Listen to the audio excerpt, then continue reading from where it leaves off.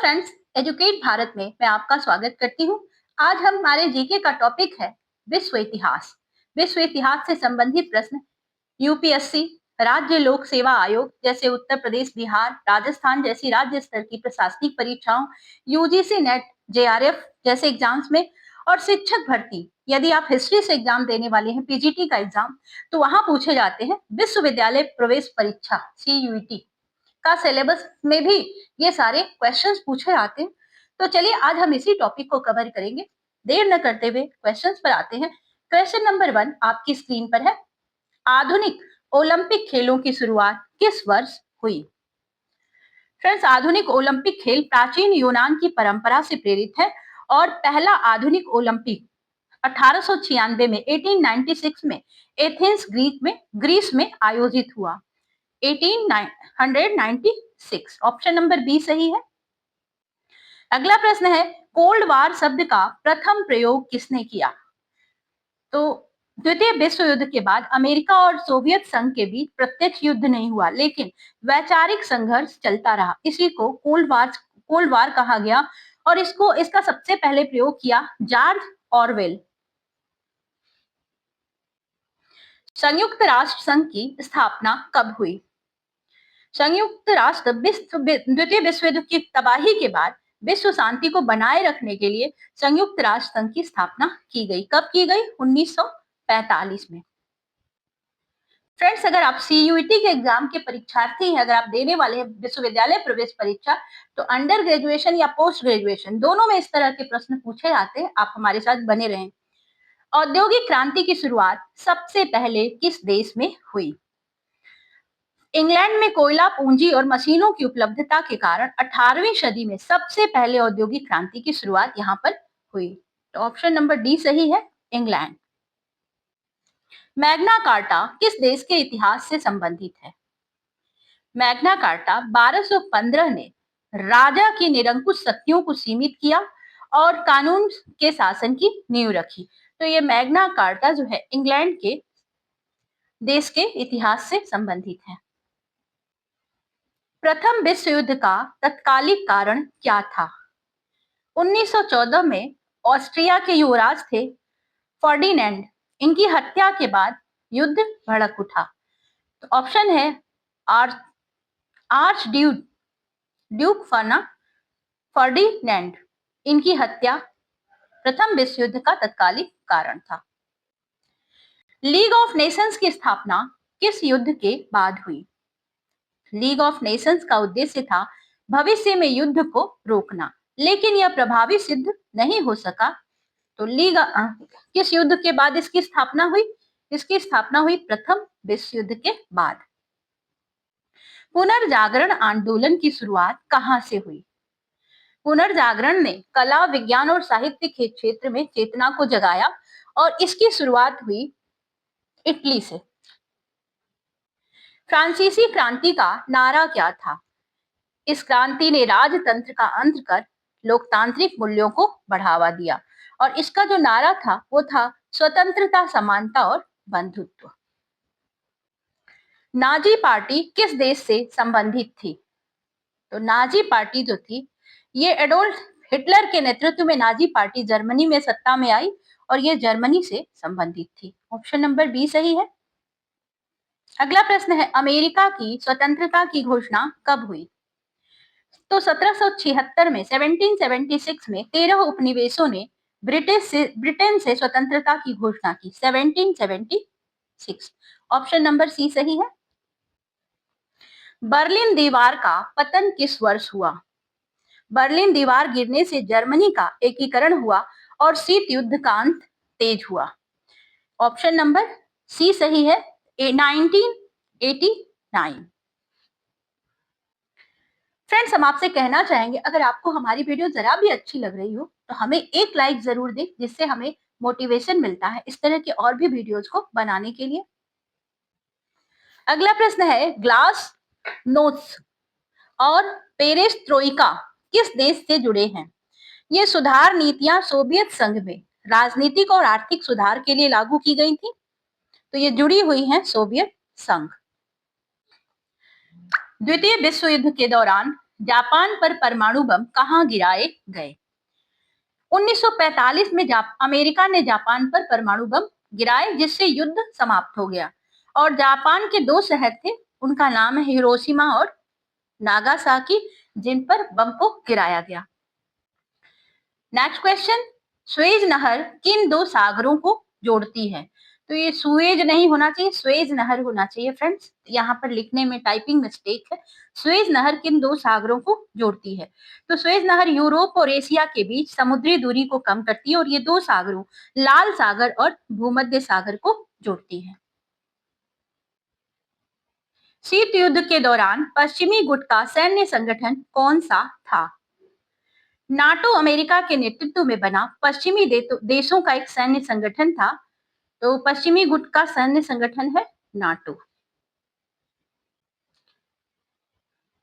संयुक्त राष्ट्र सुरक्षा परिषद में स्थायी सदस्यों की संख्या कितनी है? तो 5 स्थायी सदस्य जो होते हैं वो वीटो पावर रखते हैं और यही स्थायी सदस्य होते हैं जो महत्वपूर्ण निर्णयों को प्रभावित करते हैं संयुक्त राष्ट्र संघ में। ऑप्शन नंबर बी सही है। शीत युद्ध के दौरान गुटनिरपेक्ष आंदोलन का नेतृत्व किसने किया?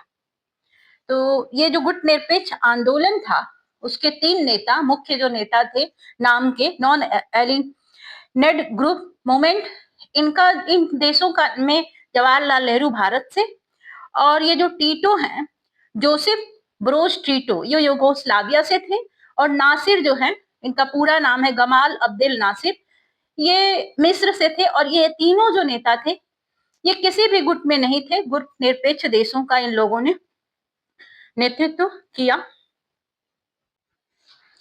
विश्व व्यापार संगठन WTO का मुख्यालय कहाँ है? तो WTO का व्यापार नियमों की, अंतरराष्ट्रीय व्यापार नियमों की निगरानी करता है और इसका मुख्यालय है जेनेवा में। नेक्स्ट क्वेश्चन, रोमन साम्राज्य के पतन की परंपरागत तिथि क्या मानी जाती है? तो 476 ईस्वी में अंतिम रोमन सम्राट रेमुलस आगस्टुलस को अपदस्थ कर दिया गया और इसे पश्चिमी रोमन साम्राज्य के अंत के रूप में माना जाता है। 476। नेपोलियन बोनापार्ट किस देश का शासक था?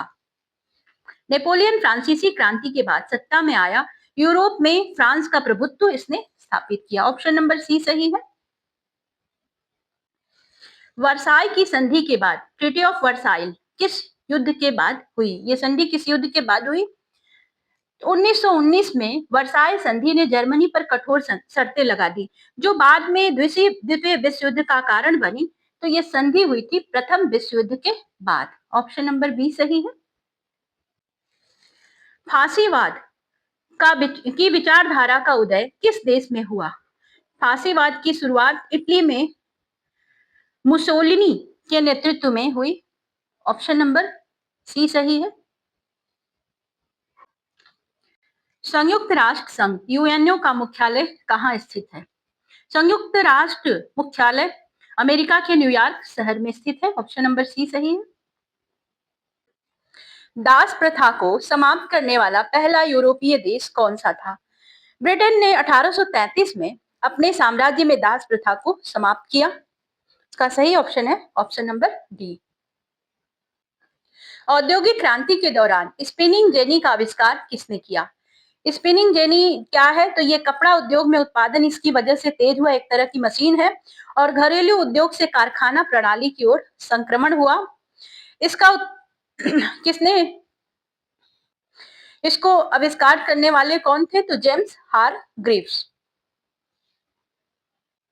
चीन की महान दीवार का निर्माण मुख्यतः किस उद्देश्य से किया गया? तो ये जो महान दीवार है इसका निर्माण उत्तरी आक्रमणकारियों से चीन की रक्षा करने के लिए किया गया था। ऑप्शन नंबर सी है, विदेशी आक्रमणों से सुरक्षा। पर्ल हार्बर पर हमला किस देश ने किया था? 1941 में जापान ने अमेरिका की एक जगह है, नौसैनिक अड्डा है पर्ल हार्बर, यहाँ पर हमला किया जिससे अमेरिका द्वितीय विश्व युद्ध में शामिल हुआ। तो ऑप्शन नंबर बी सही है, जापान।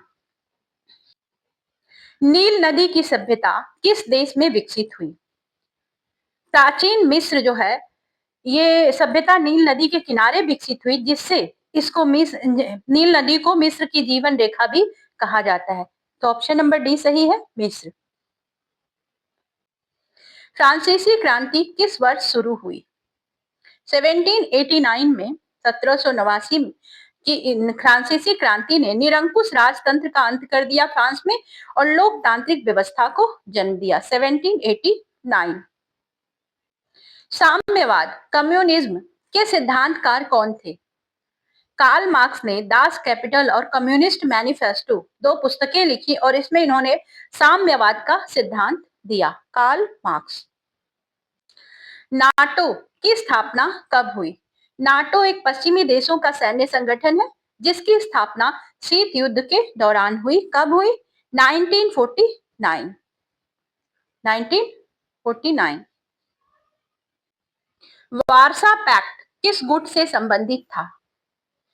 वार्सा पैक्ट सोवियत संघ के नेतृत्व में पूर्वी यूरोपीय देशों का एक सैन्य संगठन था।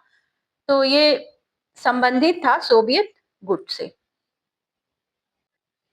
पुनर्जागरण काल का प्रसिद्ध कलाकार कौन था? तो पुनर्जागरण काल में कला, विज्ञान और मानववाद का उत्कर्ष हुआ और इसमें जितने भी आप नाम, माइकल एंजेले, लियोनार्डो डा विंची और राफेल, ये सभी जो है इस काल के प्रसिद्ध कलाकार थे। सबसे बड़ा औपनिवेशिक साम्राज्य किस देश का था? ब्रिटेन को कहा जाता था, ब्रिटिश साम्राज्य को कहा जाता था the sun never sets on the British empire. तो ये औपनिवेशिक, इसका जो औपनिवेशिक साम्राज्य था सबसे बड़ा था। ऑप्शन नंबर सी सही है, ब्रिटेन।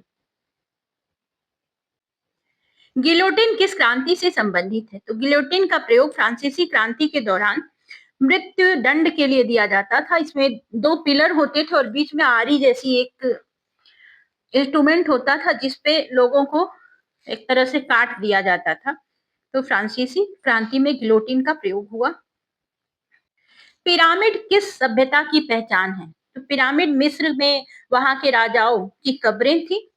ऑप्शन नंबर डी सही है, मिस्र। अमेरिकी गृह युद्ध का मुख्य कारण क्या था? दास प्रथा को लेकर उत्तरी और दक्षिणी राज्यों में संघर्ष हुआ और यहाँ के गृह युद्ध का मुख्य कारण था दास प्रथा। संयुक्त राष्ट्र चार्टर कब लागू हुआ? संयुक्त राष्ट्र चार्टर जो है 24 अक्टूबर 1945 को लागू हुआ, जिसे यूएन डे भी कहा जाता है, 1945। रेड क्रॉस संगठन का मुख्य उद्देश्य क्या है? तो रेड क्रॉस युद्ध और आपदा के समय मानवीय सहायता प्रदान करता है। तो इसका जो उद्देश्य है वो है मानवीय सहायता। फ्रेंड्स, हमारी वीडियो अगर आपको अच्छी लग रही है तो इसको आप सब्सक्राइब करके बेल आइकन जरूर दबा लीजिएगा, जिससे आपको हमारी आने वाली नोटिफिकेशन मिल जाए वीडियोस की। क्रिस्टोफर कोलंबस किस वर्ष अमेरिका पहुंचा? तो ये कोलंबस पहुंचे 1492 में, 1492 में इन्होंने अमेरिका की खोज की, जिससे नए विश्व का ज्ञान मिला। 1492। टाइटैनिक जहाज किस वर्ष डूबा? इस जहाज का नाम आपने बार बार सुना होगा और ये जो जहाज था 1912 में अपनी पहली यात्रा के दौरान हिमखंड से टकराकर डूब गया। 1912। विश्व बैंक का मुख्य उद्देश्य क्या है? तो विश्व बैंक का जो मुख्य उद्देश्य है वो विकासशील देशों को आर्थिक सहायता देना है। ऑप्शन नंबर सी सही है, विकास परियोजनाओं को वित्त। आईएमएफ का पूरा नाम क्या है? आईएमएफ जो है वैश्विक मौद्रिक स्थिरता बनाए रखने का काम करता है और इसका पूरा नाम, फुल फॉर्म है international monetary fund. Option number A सही है। आधुनिक लोकतंत्र की नींव किन देशों में पड़ी? फ्रांसीसी और अमेरिकी क्रांति ने आधुनिक लोकतांत्रिक विचारों को जन्म दिया। तो ऑप्शन नंबर बी सही है, अमेरिका और फ्रांस। अल कायदा संगठन का संस्थापक कौन था? अल कायदा एक अंतरराष्ट्रीय आतंकवादी संगठन था और इसका संस्थापक था Osama bin Laden. Friends, Osama bin Laden विश्व इतिहास से जुड़े हुए हैं, तो अब विश्व इतिहास का एक पार्ट भी बन चुके हैं। गुटनिरपेक्ष आंदोलन का पहला सम्मेलन कहाँ हुआ? अभी हमने पीछे बात की थी गुटनिरपेक्ष आंदोलन की नाम की। तो इसका पहला जो सम्मेलन हुआ वो 1961 में 1961 में बेलग्रेड में पहला नाम का सम्मेलन हुआ। शीत युद्ध का अंत किस घटना से जुड़ा माना जाता है? 1989 में बर्लिन दीवार गिरने से शीत युद्ध का अंत माना जाता है। बर्लिन की दीवार का पतन। फ्रेंड्स, ये क्वेश्चन रिपीट हो गया है, पहले भी आया था। स्वेज नहर किन दो सागरों को जोड़ती है? तो इसका आंसर आप दीजिएगा क्योंकि मुझसे ये क्वेश्चन रिपीट हो गया है। और अगर आपको हमारी वीडियो अच्छी लगी हो तो हम एक बार फिर कहेंगे हमें एक लाइक दें, हमारे चैनल को सब्सक्राइब करें और बेल आइकॉन जरूर दबाएं। और आपको ज्यादा अच्छी लगे तो अपने फ्रेंड्स के साथ भी शेयर करें। मिलते हैं आपसे नेक्स्ट वीडियो में, तब तक के लिए good bye. Thank you for watching.